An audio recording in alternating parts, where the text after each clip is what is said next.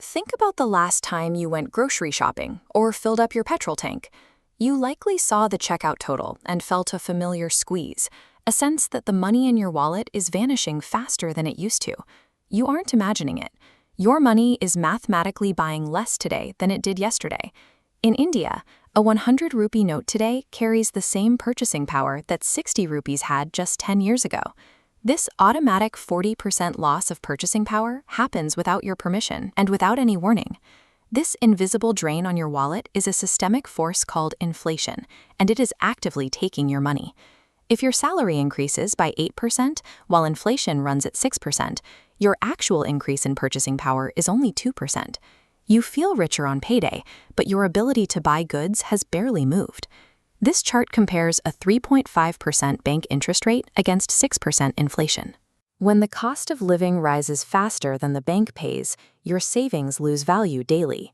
Because inflation exceeds interest, your money literally depreciates while sitting in the vault. Understanding this math is vital survival knowledge for anyone who earns a paycheck. Three distinct engines drive these global price spikes. The first is demand-pull inflation, where too much money chases too few goods. This was visible when post-COVID stimulus spending hit the market, and demand immediately outpaced supply. The second engine is cost-push inflation.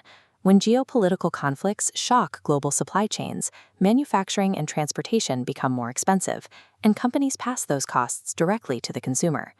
The third and most powerful driver is money supply inflation, which occurs when governments create new currency out of thin air to cover their spending. During COVID, the United States printed $5 trillion in emergency stimulus. 2 years later, American inflation hit 9%, the highest spike in 40 years.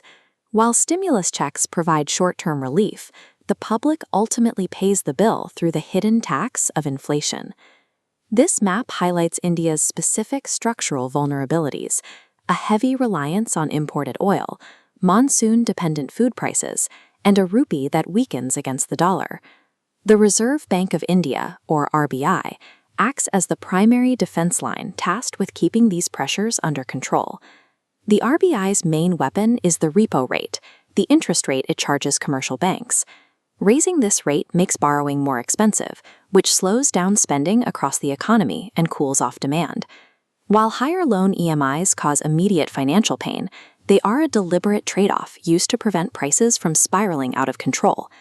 Central banks actually avoid zero inflation. A mild inflation rate of 2 to 4% is intentionally engineered into the system. The alternative is deflation, a period of falling prices that causes consumers to hoard cash. This leads to business collapses, to frozen investments, and mass layoffs.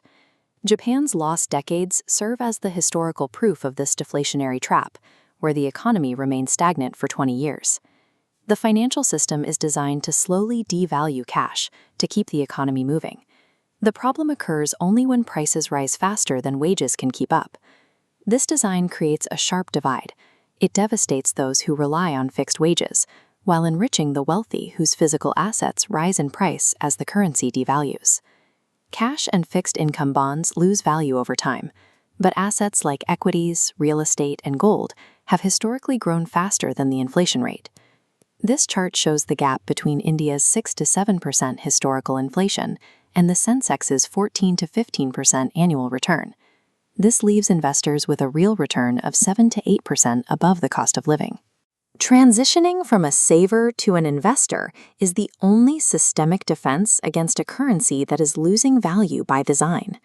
A systematic investment plan, or SIP, acts as a direct, powerful counterattack against the silent tax of inflation.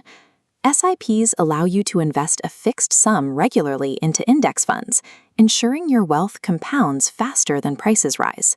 Long-term wealth comes from placing money in assets that the macroeconomy naturally inflates, letting the same forces that drive prices up also drive your net worth up.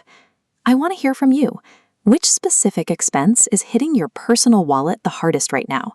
Tell me in the comments if it's your groceries, your daily fuel, or your rent. You cannot stop the global engines of inflation, but by understanding the math, you can refuse to let them quietly steal your future.